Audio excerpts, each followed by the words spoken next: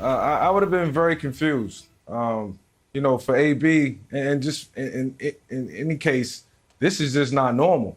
I think first and foremost, if AB's to ever play in the National Football League again, he has to get some type of help, because this is just not normal. Like I would have never seen this coming. Being his teammate in Pittsburgh, he didn't display this type of he didn't display this type of attention or attitude. Behavior. I thought AB was a consummate teammate.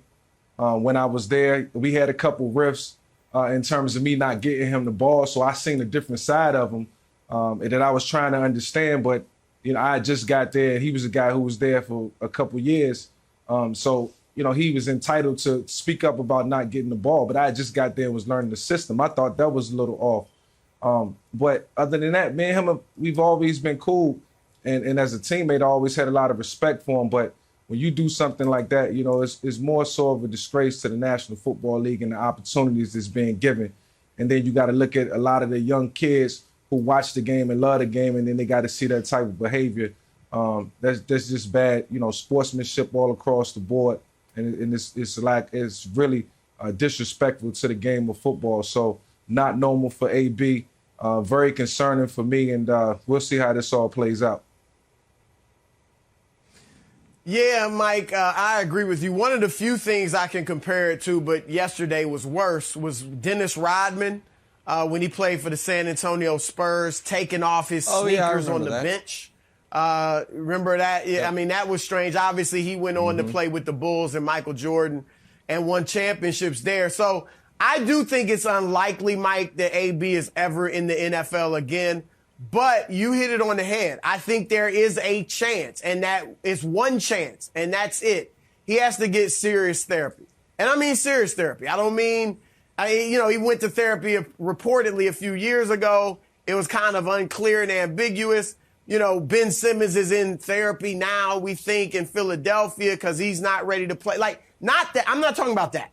I'm talking about real, serious help. Because what he did yesterday is that's a guy that's lost it. Meltdown is the right word. It was like a nervous breakdown. And once he realizes it, a lot of people were mocking him and all that, and I get that. He is a knucklehead. There's no doubt about it. But I was texting with other people, including one who was a former NFL player who knows AB, and there was concern about him. I actually like what Tom Brady said after the game about compassion for him, because I was starting to worry, is this guy going to do something to harm himself away from the game? And I was praying and hoping that he doesn't hurt himself. And when he realizes, when he's in a quiet moment, if he hadn't had it yet, and realizes what he just did, Nick, you said earlier, he probably cost himself his NFL career. Probably cost himself a chance to get into the Hall of Fame. And his dignity publicly is just gone. And so when he realizes that, not to mention $1 million in bonuses that he likely was going to reach had he stayed on the team for the rest of the season, he's going to be sick. And so I just pray that he is okay. But he needs serious help, like AA type of help, where he understands and comes back and says, I was lost, and now I understand why I acted out with the Steelers, with the Raiders, with the Patriots, and with the Buccaneers. That's his only chance of maybe ever getting back in the NFL, Nick. This is a good example, and I'm not being facetious when I say this, of why flatly Broussard is a better human being than me. I'm not joking, I mean it. Broussard has an almost endless well of empathy. And that's admirable. I wish I find myself being an empathetic person, but I've got my limits. And AB crossed it a while ago. And so everything Mike and Broussard is saying is true, but it's my job to be on this camera and just be honest. And my honest opinion is I don't care. Antonio Brown has had plenty of opportunities to try to tap in to the empathy I may have. Instead, he has been a terrible citizen, a terrible teammate. He has been standoffish in a way that shows such an utter lack of accountability that after the vaccine card saga, him blaming the media, saying you guys are all about the drama. Bro, you forged a vaccination card and got suspended for it. This isn't the media finding old tweets from 7 years ago like, answer to these, buddy.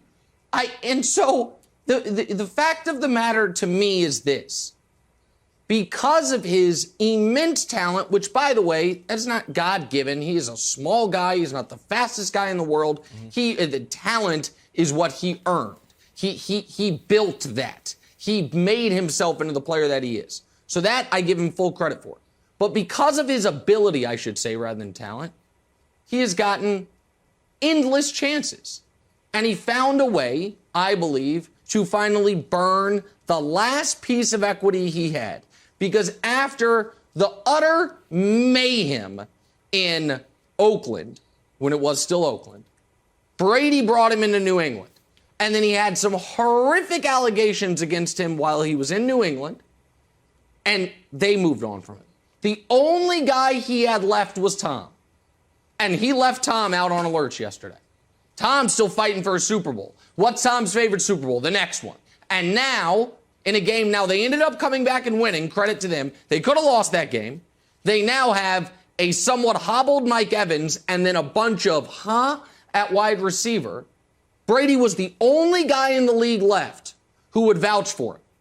And what he did, what the spot he put Brady in yesterday for the rest of the year is brutal. So I think his career, I think his career's over. I think his Hall of Fame candidacy is over. And I think one of the casualties of this is the Bucs' realistic chances of going back to the Super Bowl. I think left the field with Antonio Brown yesterday. I mean, Nick, empathy or not, you're right. I mean, I'm not against the tough love. It isn't even tough love. It's just, look, you got to go. I agree with you. I think Bruce Arians was right to right after the game say he's no longer on this team. We've cut him or we've moved on, whatever. He's not a Buck. So I'm with you in all, and he has done some terrible things. So I agree with this. And it's just, I'm just saying now it's like, it's not about him as a football player. You know, I really couldn't care less if he ever plays in the NFL again. But as a human being, this guy needs help, Mike, and that is so evident. That's what I'm talking about. But, Nick, you're right. They should have cut him, and maybe he should never play in the league again. Yeah, Antonio, he'll probably never play in the league again. I know we sit here talking and probably wishful thinking, but the truth of the matter is Antonio Brown won't play in the National Football League ever again. And I think when he exited the field yesterday, he knew that. So, through the tunnel to the Uber, to a normal life, A, B, or C from here on out. And, hopefully he get what he's wishing for, what he asked for yesterday. So, we wish him all the best, and hopefully he gets the help he needs and deserves. And I think Mike just alluded to it. I think, and again, it was right in the moment. But whether it's his Twitter post with the gremlin or the going on, I don't know if it was an Uber driver or a private car, that guy's IG Live, Taylor Rooks had it, where he's like doing video. It just shows a total lack of self-awareness of anything that's going on. And I'm going to call back because I don't know if Shannon is probably too classy to mention this, so I will do it on his behalf about an hour before he goes on the air. I remember Antonio Brown going on The Shop and mocking.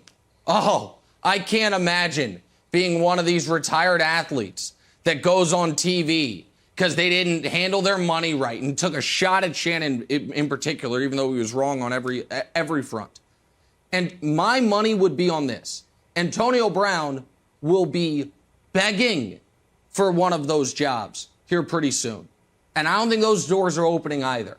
And yes, I hope nothing bad happens to him. And for the sake of his family and the people around him, yes, I hope everyone gets help they need. I hope all those things are true. But I think Antonio Brown's time in the limelight and the spotlight ended yesterday, shirtless at the Meadowlands. I think that's the end of his story. Thanks for watching. Subscribe here to get the latest from the show. Also, be sure to check out more of the best clips from First Things First, or go watch a few segments from our other shows on FS1.